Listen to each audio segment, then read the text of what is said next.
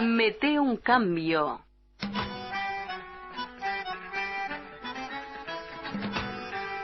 En el espacio de Andares, de lunes a viernes de 10 a 11 en Radio Fénix, Mete un cambio. Un programa de debate político, social, cultural. Conducen Alfredo, Janet y Gerardo.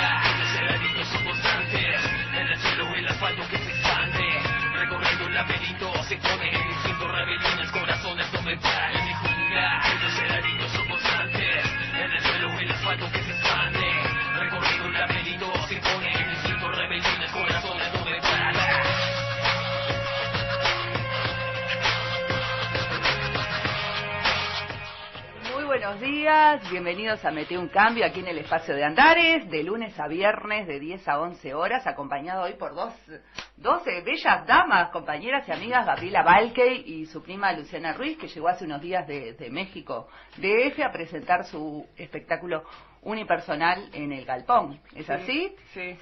¿Qué tal la experiencia? Buenos días. Buenos días, bienvenidas. Bueno, tenemos algunas noticias para compartir en esta mañana. Como saben, ayer estuvo en Cámara de Senadores, que ya venía con la media sanción de diputados, la ley de proyectos de software libre. Una ley que viene discutiendo hace un año y medio, que es parte del programa El Frente Amplio, y bueno, parece que no llegó, faltó Baraybar para votar y el suplente tampoco estaba, se hizo un cuarto intermedio para el día de hoy, así que en unos minutitos nada más nos estará llamando nuestro referente en el tema, Ismael Castañet, quien estuviera este tiempo atrás hablando con nosotros sobre el tema del software libre. Un tema que aparentemente para el Estado, si estuviera totalmente aprobado y fuera usado al 100%, bajaría muchos los costos del Estado, porque como ustedes saben, si no lo tenemos libres, tenemos que pagar licencias.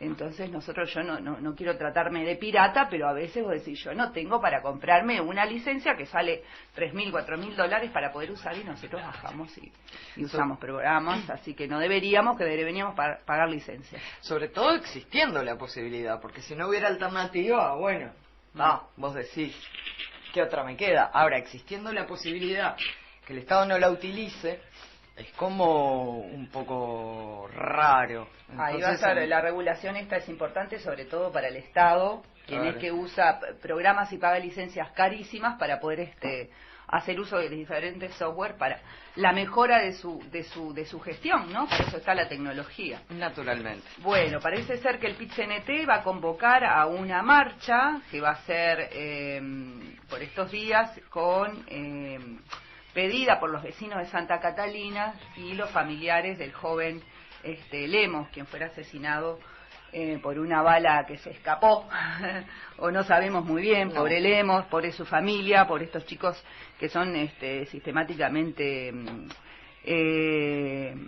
puestos como en ese lugar ¿no? Estigmatizados en el ojo de la mira de esta situación. El PIT-CNT y vecinos del barrio Santa Catalina organizarán una marcha en reclamo de justicia por el caso de Sergio Lemos, el joven de ese barrio que el lunes 4 de noviembre fue asesinado a balazos por integrantes de la Guardia Nacional Republicana, que lo acusaron erróneamente de participar en una rapiña. Además de adherir a la convocatoria, la central se encargará de organizar la marcha y sus aspectos de seguridad para que no se desvíe del objetivo central. Ayer el secretario ejecutivo del PIT-CNT recibió a la delegación de vecinos de Santa Catalina que plantea la propuesta. La marcha, que será en silencio, está programada para el próximo miércoles 11 a las 19 horas y culminará en la Universidad de la República, donde se leerá una proclama sin contenido político. Verónica Rivas, de Santa Catalina, explicó que la idea surgió de vecinos y amigos de Lemos. El caso no es un episodio aislado para los vecinos, según dicen. El martes 3 de septiembre, en horas de la noche, efectivos policiales detuvieron a varios jóvenes a los que golpearon, insultaron y amenazaron sin motivo aparente, lo que terminó en una asamblea de vecinos para discutir la situación. Además, Lorena Fagundes, de 20 años, denunció junto con otros jóvenes que fue agredida por policías la misma noche de la muerte de Lemos, cuando con un grupo de vecinos acudió al Centro de Salud del Cerro a conocer el estado de salud de Lemos. Venimos anunciando situaciones de atropello, asumió Rivas. La marcha tendrá 3 consignas: justicia por Sergio, basta de impunidad y no más presos del miedo. En el caso de Lemos, solo uno de los 4 policías que intervinieron aquella noche fue procesado por homicidio simple, así lo dictaminó la jueza María Elena Maynar. Estas prácticas de tortura y violación de derechos humanos son insostenibles en cualquier régimen. Acá se trata de denunciar qué fue lo que pasó, dijo el integrante del secretariado ejecutivo de la central, Edgardo Ollenart, quien además advirtió que Santa Catalina no es el único barrio donde ocurren este tipo de episodios. A la convocatoria también adhirieron otras organizaciones sociales que habitualmente participan en actividades conjuntamente con el PIT-CNT. La Federación de Estudiantes Universitarios del Uruguay, madres y familiares de uruguayos detenidos y desaparecidos, el Servicio de Paz y Justicia SERPAJ y la Federación Uruguaya de Cooperativas de Vivienda por Ayuda Mutua. Mañana los vecinos se reunirán con estas organizaciones para definir detalles de la marcha. Uno de los aspectos esenciales de la convocatoria es su seguridad. Se espera que el PIT-CNT y otras organizaciones colaboren para que la manifestación sea pacífica. Esa es la idea. Hay que estar atentos a que no se desvíe el objetivo central para que no se termine hablando de lo que ocurrió en ella, sino del objetivo, afirmó José Lo López, integrante del secretariado ejecutivo. El martes 5 de noviembre, un día después de la muerte de Lemos, se iba a realizar una manifestación pacífica en el barrio, pero la situación se salió de control. Algunas personas bloquearon el acceso al barrio con piquetes en varias calles y hubo que esperar hasta el miércoles por la noche para que la manifestación se pudiera realizar. Decidimos hacer la marcha en silencio, lo que también implica una menor posibilidad de riesgo, se expresó Rivas. El lunes se realizará una conferencia de prensa en la sede de la central para anunciar formalmente la convocatoria. Que nunca falte por acá y por allá, marcando bien el lugar, creando tu realidad, obviando la gravedad, ya que subidas y bajadas condicionan la tirada, y como fotos que miradas capaz de cosas de cara. Los escenarios son constantes, en el cielo el asfalto que se expande, recorriendo el laberinto, se pone el instinto, rebeliones, corazones no me paran de jugar. Los escenarios son constantes, en el cielo el asfalto que se expande, recorriendo el laberinto, se pone el instinto, rebeliones, corazones no me paran. Digo pido cuando voy para adelante, cuando piso bien profundo, tú lo sabes, no me hundo, mientras tiro en este mundo voy golpeando y sonando, tan comunes como las pedreras, hasta como calza nicotina, somos tipos bien de chalo, que en el plano de las artes nos juntamos y brillamos, protestamos y bailamos, aguantamos lo que estamos en el frío de la noche o en el medio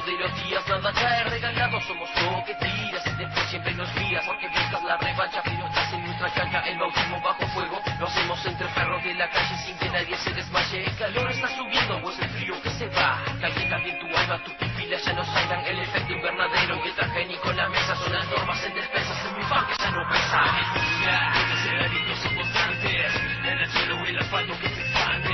Recorriendo el laberinto se pone el instinto, rebeliones, corazones. Escuchando a la Teja Pride, continuamos aquí en Mete un Cambio, 098-123-328 para enviarnos mensajes de texto, 2409-0837.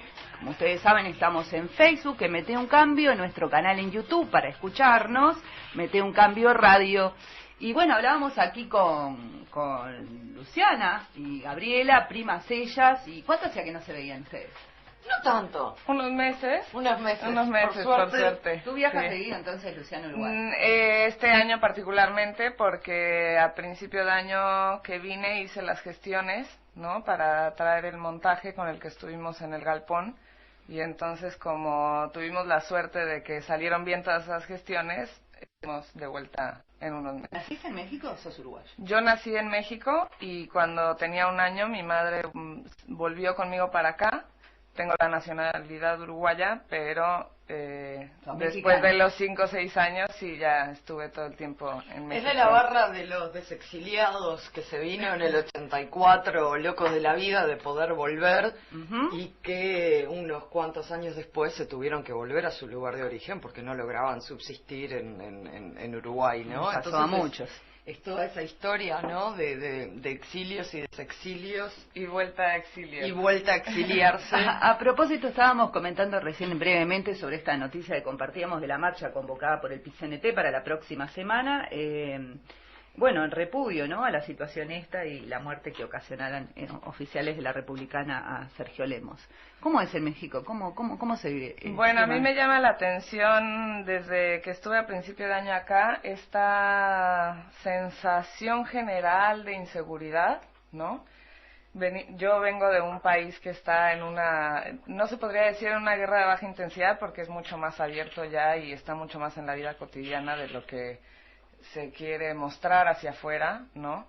Los colombianos dicen que México ahora está como Colombia en los años 80 y Uruguay es un país que al menos nosotros y mis compañeros mexicanos con los que estuvimos acá percibimos como un espacio de tremenda seguridad y civismo, ¿no?, social, que la gente en la calle puede utilizar las calles con mucha tranquilidad y realizar sus actividades sociales, festivas, políticas y todo, y que el pueblo montevideano al menos, que es el que nosotros pudimos ver, es muy cívico, ¿no?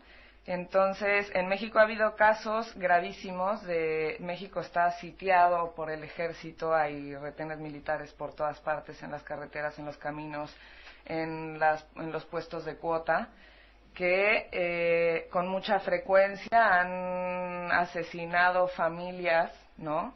Porque a lo mejor el padre de familia que iba al volante no vio la seña que se le hizo para detenerse y hacer una revisión de la camioneta, que normalmente el narcotráfico trabaja en camionetas, ¿no? En camionetas de estas grandes cuadradas tipo Windstar y estas así, que también son un vehículo familiar, ¿no?, muy común. Y por no haberse detenido, vas con tu familia allá y es seguro que si vas en una camioneta con tu familia te van a es parar, muy probable que te paren. paren. Y hubo un caso de una familia que eran padre, madre y 2 nenes chicos que los reventaron a tiros porque el padre no vio la señal, ¿no?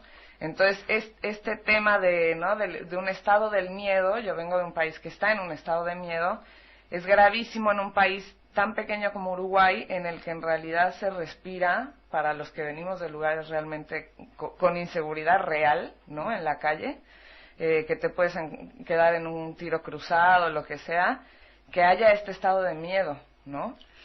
Es un estado de miedo, además, que no es nada inocente, vamos a poner las cosas en su que sitio. es sobredimensionado, que los medios tienen mucho que ver, ¿no?, para sobredimensionar quizás algunas situaciones. Sí, ¿no? hay campañas específicas para generar miedo y además es una estrategia que ni siquiera es original uruguaya. Las derechas en casi todo el mundo han utilizado la herramienta del pavor y del miedo para capitalizar políticamente. Esto es más viejo que el agujero del mate. A mí lo que me sorprende es que la gente que camina en la calle todos los días medio que se la crea, porque en realidad sí es verdad que hay robos y qué sé yo, pero contando, no es más que en otras épocas. Si comparamos, por ejemplo, con la situación que hay en México, sin duda que estamos a años luz.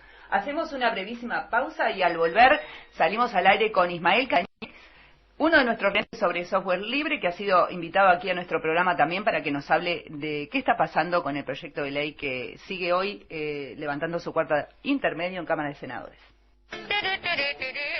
De un cambio por CX40 Radio Fénix, hoy acompañándonos Luciana Ruiz.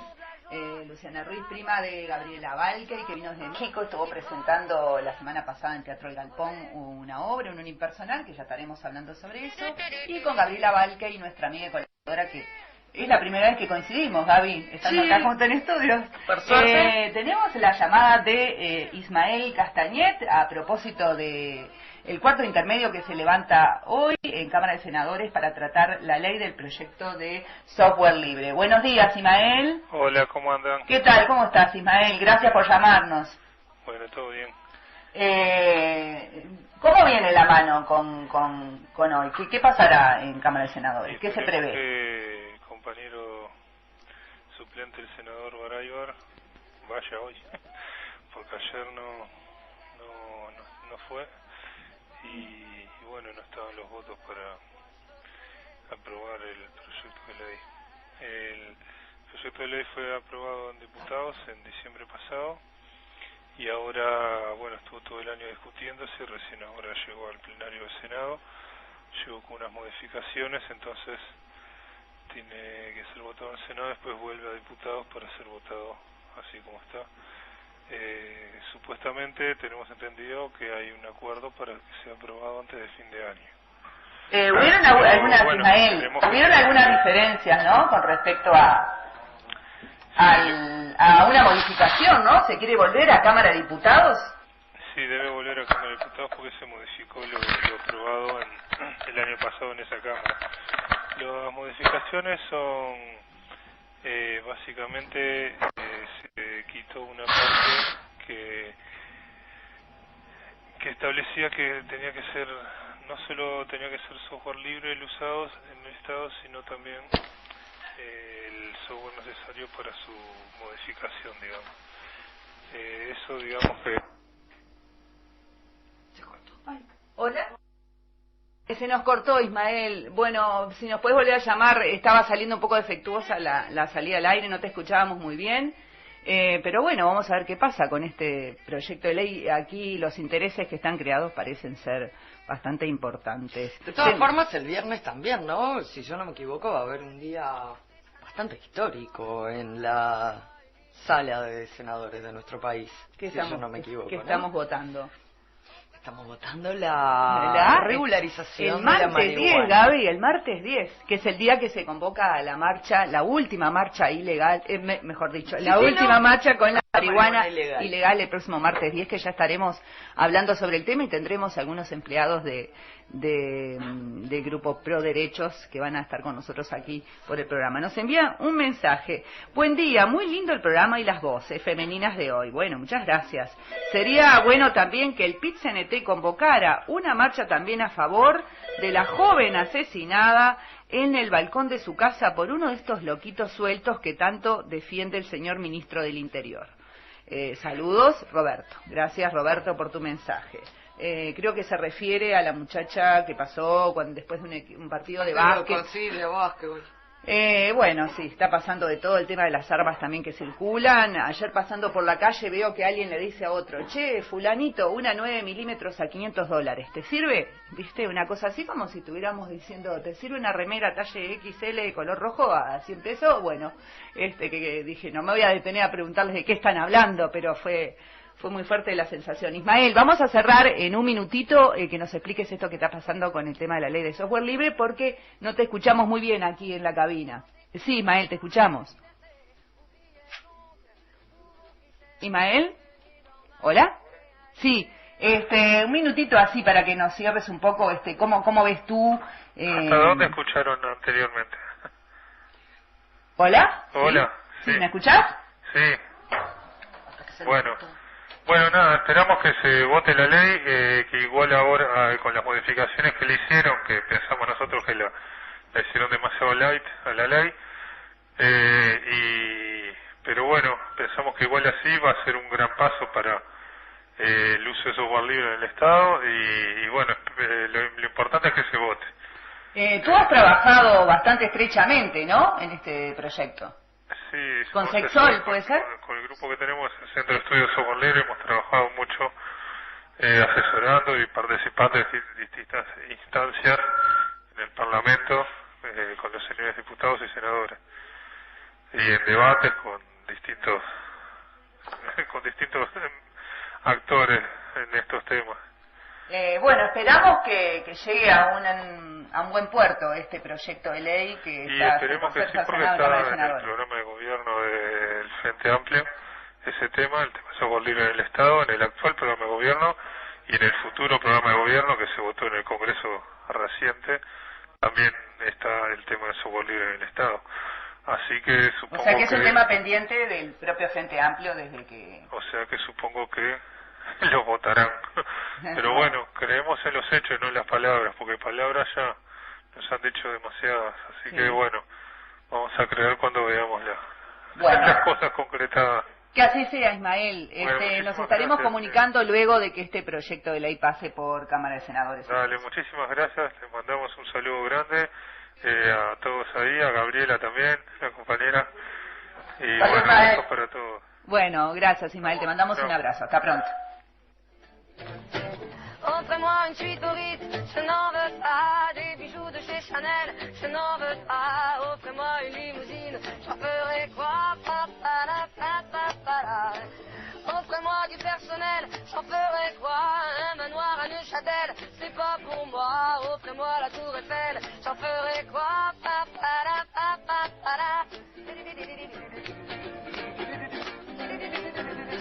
Estamos aquí en Mete un Cambio por CX40 Radio Fénix.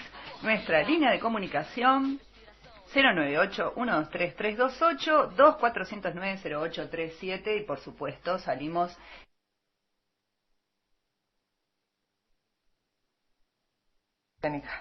Y bueno,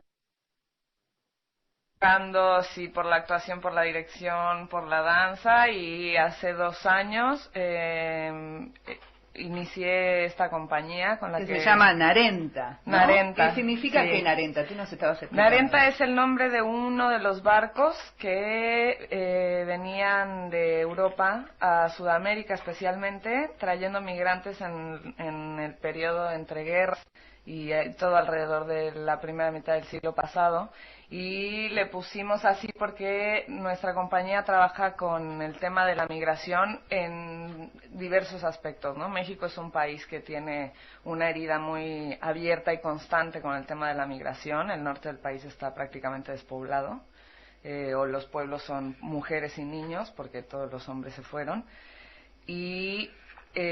pero nosotros tratamos un poco de trabajar desde varios perfiles el tema de la migración, ¿no? El año pasado nuestro primer proyecto fue sobre los pueblos beduinos, ¿no? Y las dificultades que tienen también los bereberes y estos pueblos que, digamos, su territorio es el no territorio, y la complejidad del tema de las fronteras y etcétera, ¿no? Y este año estrenamos Sin Oficio ni Beneficio, que es una historia más emparentada a mis orígenes europeos y uruguayos, sobre los migrantes justamente de estas guerras que llegaron al Cono Sur. Que es esta obra que presentaste la semana pasada en Teatro El Galpón, en la Sala Atahualpa. Sí, exactamente. ¿Cómo recibió el público el espectáculo? Nosotros estábamos algo nerviosos porque sabemos que el público uruguayo es un público que tiene para el teatro especialmente un ojo muy afilado, y fue una grata sorpresa que le gustara mucho al público un trabajo que es una mezcla de muchas disciplinas, que no tiene texto, ¿no? Que era algo que sabíamos. Lo visual, ¿no? Sí, buscar el lenguaje visual, es muy audiovisual. Audiovisual. Yo quisiera destacar que la música que está dirigida por un uruguayo también es extraordinaria, y es una música especialmente compuesta y grabada para la obra, que que hace del espectáculo realmente algo sumamente original para nosotros, para el público uruguayo, en una mezcla de danza, teatro, clownerie, música, etcétera, que es como una fiesta absoluta para los sentidos, y que además no es de complicada lectura. A ver, contanos eso justo un poquito. ¿De qué habla la obra? La obra es un viaje en barco. Inicia sigue a un personaje, nuestro personaje principal es un violinista, sigue a este personaje a partir de que llega al puerto, ¿no? Buscando subirse al barco que lo saque ahí de la situación comprometida en la que está, y la obra transita, digamos, en los juegos dentro del barco, ¿no? Entre los camarotes, el cuarto de máquinas, la cubierta, él pierde el violín, ¿no? Entonces esa sería como la aventura de él dentro del barco, en la que se encuentra con otros personajes, y la obra termina él llegando a América, buscándose un poco la vida, hasta que estallan las dictaduras militares que de alguna manera cierran este ciclo de la obra, en el que tienen que volver a salir, ¿no? De un exilio a otro exilio. ¿Se puede decir entonces que en Arenta trabaja que tienen que ver, digamos, con lo social, que hay una lectura, una forma de decir esto sucede, o esto sucedió, o esto pasa, y esta es una forma que nosotros tenemos de mostrar eso, ¿no? De alguna manera a través del arte, de las expresiones artísticas en sus diversas facetas, ¿no? Sí, el tema, nosotros trabajamos lo social a través de un poco de la emoción de la persona, ¿no? ¿Son textos originales ustedes que los en forma colectiva, creación colectiva, o hacen adaptación de algunos textos? No, en otras obras son siempre el mismo formato que presenta la... Nosotros no trabajamos con textos, un poco también por... Textos, no textos, sí, en textos la obra dramáticos, sí, pero textos puedes usar dramáticos. Textos para inspirar la composición. Claramente. ¿No? En el trabajo pasado estuvimos utilizando algo de poesía, ¿no? No trabajamos con textos también por el tema de los derechos, ¿no? Porque somos una compañía pequeña, entonces parte de nuestra búsqueda es generar todo original para tener esa libertad y también buscar la manera de construir de manera colectiva. El trabajo del año pasado fue una especie de dramaturgia escénica colectiva, no de dramaturgia de un texto, sí, ¿no? Pero del montaje. Y en este caso, como digamos que si el texto es mío, ¿no? El texto escénico es mío porque es un unipersonal, ¿no? Ahí está. De todas formas, igual a mí me interesa rescatar sobre todo y particularmente el multimedia que hay, porque como decíamos, no solo está la música, la pantomima, el teatro, la música, sino que además Luciano trabaja con retroproyecciones en la escenografía, una escenografía muy despojada, por otra parte, muy minimalista, muy interesante. Y a mí lo que me interesó particularmente la obra y le quería preguntar al respecto era que 2x3 nosotros vemos esta multiplicidad de lenguajes desde una óptica muy posmo, desde un pastiche en donde todo se entra a mezclar y en donde todo entra en la misma bolsa. Y realmente acá la sensación con la que uno sale de la obra no es la de haber visto un pastiche de distintos lenguajes, sino de haber visto un todo nuevo, una nueva unidad conceptual que uno saca de ahí. Y además, con texto, o sea, a pesar de que no hay texto dicho, hay una historia, no solo hay un personaje, hay dos personajes más, hay una gitana, hay una Miss muy una bailarina cabaretera, es decir, hay una multiplicidad de personajes, hay una historia que se desarrolla y uno sale del teatro con la sensación de que entendió plenamente todo lo que sucedió y con la sensación de un todo coherente. Entonces yo le quería preguntar a Luciana cómo es que logra articular todos esos distintos lenguajes sin que el resultado sea un pastiche, sino que sea realmente un todo coherente. Bueno, si tú dices que lo logramos, entonces vamos de gane. Un poco el tema de la interdisciplinariedad del trabajo tiene dos motores. Uno es vincular a las artes, ¿no? Y sacarlas de esta superespecialización en la que estamos hoy en día. Acercar también a la gente a otro tipo de expresiones escénicas o artísticas, porque a la gente que le gusta el teatro de pronto no va a la danza, o de pronto no le gusta ver una instalación, o de pronto no conoce tanto el uso o los beneficios, o yo qué sé, el gusto por un trabajo multimedia. Entonces, para nosotros, un poco vincular todo esto es de alguna manera romper con estos espacios como estancos, ¿no? En las que una cosa no se toca con otra. Y sí, efectivamente nosotros tratamos de que haya una sensación de unidad finalmente, ¿no?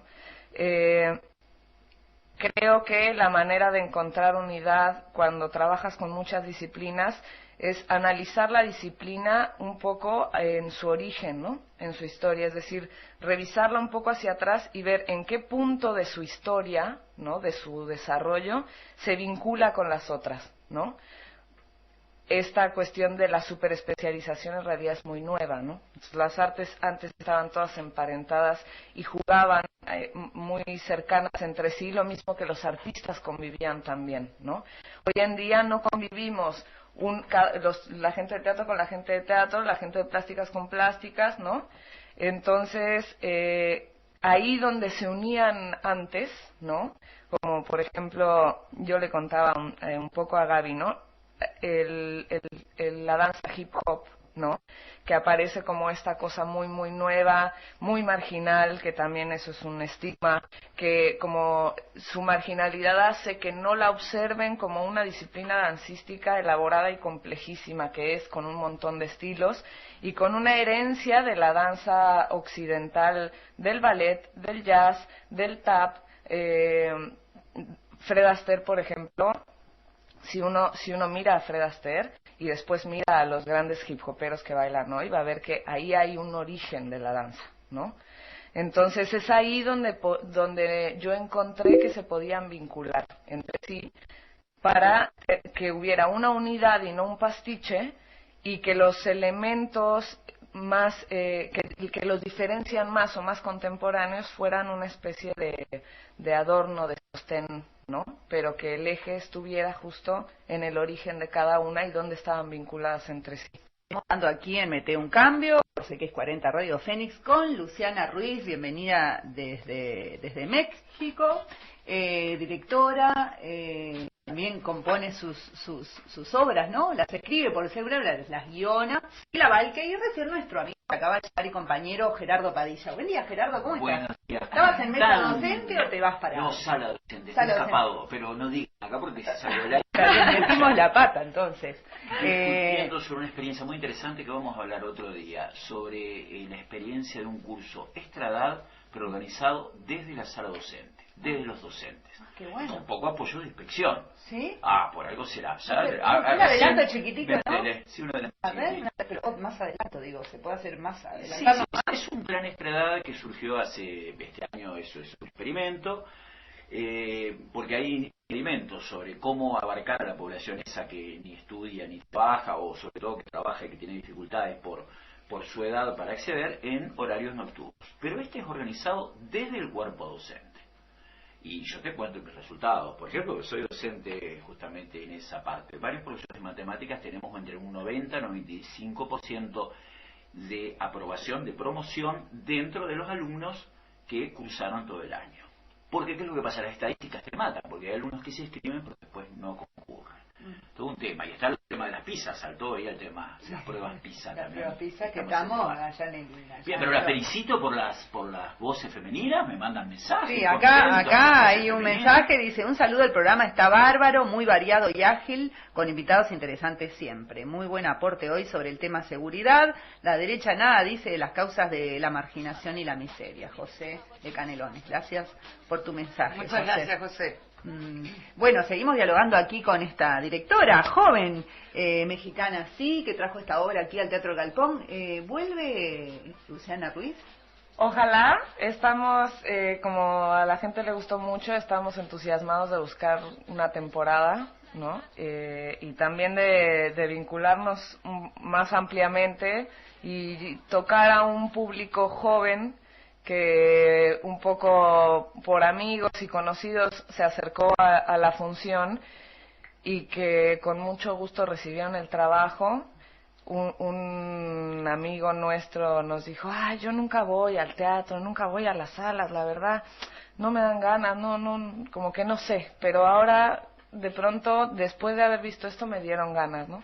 Ese es para nosotros el público más importante, ¿no? Y el resultado, además, que tu artista espera, en definitiva. Claro. En las muestras de teatro joven que se hacen desde ya más de una década, aquí en nuestro país, organizado por la Intendencia Municipal de Montevideo, siempre ves ese lado innovador de mostrar y de decir a través de las artes escénicas otros lenguajes.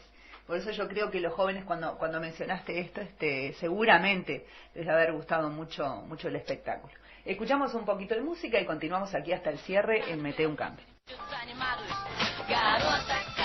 Mete un Cambio en el espacio de Andares por CX40 Radio Fénix, 098-123-328, nuestro celular para enviar más mensajes, 2409-0837, nuestra página en Facebook, Mete un Cambio, nuestro canal en YouTube, Mete un Cambio Radio. Sí, Gerardo, ¿no? ¿Querías pasar algo del PISA? No sé qué estábamos hablando recién. No, lo dejamos para otro programa. A mí lo que me gustaría marcar, antes de que pasemos a otro tema, con respecto a lo que Luciana nos contaba acerca del arte, porque tenemos en general poca oportunidad de hablar de arte. A mí me gustaría recalcar sobre todo, y vinculándolo a lo político y a lo social, que el arte, y sobre todo este tipo de manifestaciones artísticas, son una ventana para poder empezar a ver el mundo y la realidad y a nosotros mismos desde otro lugar, desde otra forma. Y eso es fundamental para poder obtener una especie de apertura mental, porque como toda realidad siempre se la encara por un lado. Uno a una realidad, sobre todo compleja, le entra por un costado. El costado del arte, para entrarle, por ejemplo, a la realidad de las migraciones y de todo lo que México, Uruguay y tantos países como los nuestros sufren desde ese lugar, y todo lo que cambian las sociedades en función de estas migraciones, a mí me parece que entrarle por el lado del arte al tema es un lugar no solo original, sino que además es un lugar sensible, que no nos lleva solo a mirar los fríos números de cuánta gente viene, cuánta gente sale, qué impacto tiene en la sociedad, etcétera, lo demás, ¿me explico? Sino que es entrarle desde el lugar de la sensibilidad, desde el lugar no solo... Vamos a decir la verdad, en Uruguay todo el mundo tiene o bien un abuelo que vino, o bien un hermano que se fue, o bien otros que ahora están volviendo, u otros que quisieran volver y no están pudiendo, o otros que están queriendo volver y no pueden. Si nosotros abrimos nuestra sensibilidad a ese tema, vamos a entenderlo desde otro lugar, desde un lugar mucho más humano, ¿no? Y la obra de Luciana lo que justamente plantea es esa vivencia, es la vivencia no de tu migración, de mi migración, sino de las migraciones en general, y de cómo en realidad uno lleva consigo, ¿no?, del lugar de donde viene, pero uno, ese barco sobre el cual transcurre la obra, es prácticamente un crisol en donde se está construyendo una nueva realidad, ¿no? Entonces, yo veo que en Uruguay hay mucha historia con estos de los que volvieron, hay mucho resentimiento por aquellos que no se pudieron ir y se quisieron ir en plena crisis, con los que están volviendo, y dicen, sí, pero la más fea, yo me la banqué acá, vos te fuiste allá y yo me la banqué acá y qué sé yo. Sin saber en realidad, sin poder ver claramente en realidad que esa persona que se fue.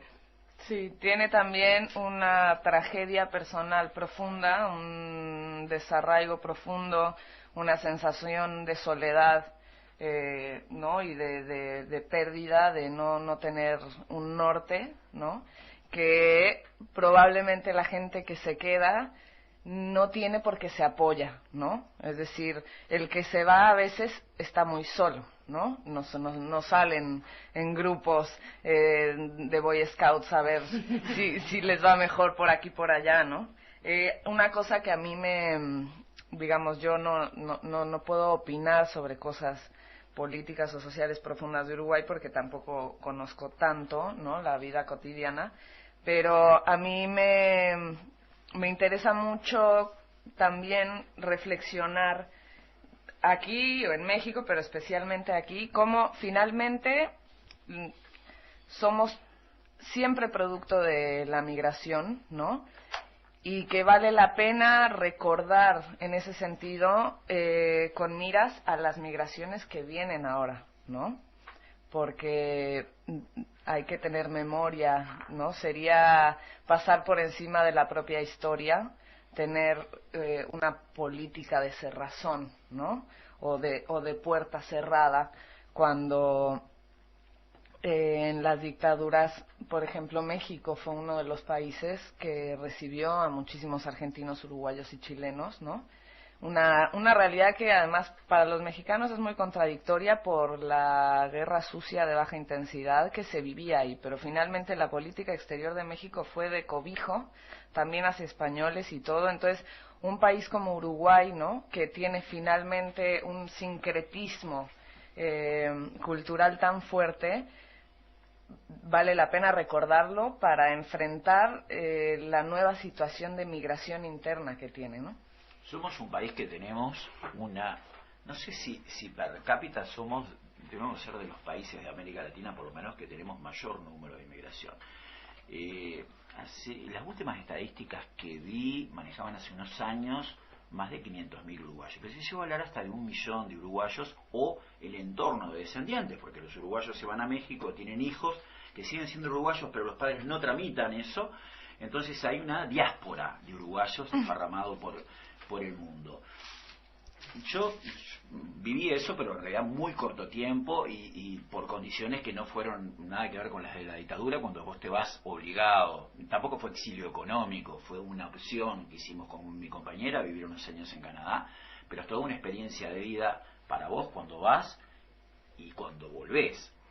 Y es algo que tenemos que entender, que estamos en un mundo cada vez más interconectado, donde el fenómeno de la inmigración es cada vez más presente, y está bueno lo que decía Gabriela, ¿no?, que una cosa es verlo fríamente y otra cosa verlo a través del arte, donde además de ver hechos concretos, vos lo que te tratan de transmitir un sentimiento, una determinada sensibilidad, que no es fácil, como decías vos, ni para el que se fue, ni para el que vuelve, ni para el que los recibe, ¿no? Porque se da esa situación también. Claro, y cuando vos lo ves, sobre todo desde el punto de vista sensible, es decir, cuando se logra lo que se llama la experiencia estética, te cambia. Esa es la diferencia con las cifras y con los números y con otro tipo de conocimiento que viene a través de la lectura fría de los datos. Cuando vos recibís una valoración desde el punto de vista sensible, es como si se produjera una nueva Gestalt. Ves una nueva configuración de las cosas y realmente te cambia la perspectiva, te abre la cabeza. Y por eso es que yo espero que Luciana pueda venir a traer y hacer una temporada en Uruguay, porque realmente es un espectáculo que abre la cabeza. Yo quisiera decir del trabajo, por ejemplo, que para mí era muy importante como hija un poco de esta historia, ¿no?, aunque yo no soy una migrante, que hablando de la sensibilidad un poco, considero que hay que acercarse también a través del arte a estos temas desde la sensibilidad, pero no desde la sensiblería. Muy bien. ¿No? Porque el trabajo nuestro tiene un carácter alegre, ¿no? Un comentario en México muy interesante fue: qué cosa rara cómo haces de una historia trágica algo alegre, ¿no? Porque de alguna manera lo frío de los datos también es un espacio de cierta objetividad, pero cómo llegamos a la experiencia estética con una apertura sensible, con cierta objetividad en términos de no lacerarnos, ¿no?, en la observación de una situación que nos permita también el no lacerarnos, abrirnos, ¿no?, también a aspectos positivos de estas realidades, ¿no? No solamente a los aspectos desgarradores, ¿no? Para valorar también cómo la migración nos nutre culturalmente, ¿no? Y ha hecho que el hombre evolucione de alguna manera también, ¿no? Qué interesante. ¿Qué apoyos reciben, por ejemplo, este tipo de grupos de teatro independiente en México? Bueno, a nosotros en esta ocasión nos apoyó el Consejo Nacional para la Cultura y las Artes con unos boletos de avión. Este siguiente año en México van a quitar como 42 millones de pesos a la cultura. 42 millones de pesos que son en dólares, más o menos. Son ¿no? En pesos uruguayos. como 40.000, no, a ver, como es que en millones, ya para mí millones ya es mucho. Digamos que el dólar está a 13 pesos más o menos, ¿no? Más o menos la cuenta, sí. Claro, es una proporción así de 1 a 3. Es importante, ¿no? Muy importante. Estamos ahora con el tema de la reforma energética, con el petróleo y tal, y por donde están castigando, ¿no? Todos los gastos que se están liberando para televisión y etcétera, es en la cultura. Hay apoyo en México, ¿no? Sí hay apoyo, pero desde los consejos, digamos, las instituciones culturales en México tienen cierta autonomía, ¿no? Pero no tienen autonomía en cuáles son los recursos que bajan desde el Estado, ¿no? Y ahí es donde se está castigando bastante, aunque a nosotros pues tuvimos la suerte de que sí nos apoyaron para venir, ¿no? Vamos cerrando el programa de Un Cambio del día de hoy. Fue un placer tenerte por aquí, Luciana, bienvenida. Bueno, esperemos que tengas otra oportunidad de volver a traer la obra que... ¿cómo era su nombre? Se llama Sin Oficio ni Beneficio. Sin Oficio ni Beneficio, pueda estar otra vez entre nosotros. Y yo sí tenga esta vez la oportunidad de ir a verla y no me lo digas a último momento, Gabriela. Gracias, Gabriela Valque, también por estar. Nuestra compañera Gerardo, tú mañana vas a estar al aire con Enrique Stañaro. Sí, Enrique Stañaro. Van a estar filosofando un poco sobre democracia, no sé qué quiero hablar. Bueno. Mañana va a estar interesante con los aportes de Enrique Stañaro. Será hasta mañana entonces, aquí en Mete un Cambio por Radio Fénix, y que tengan una buena jornada.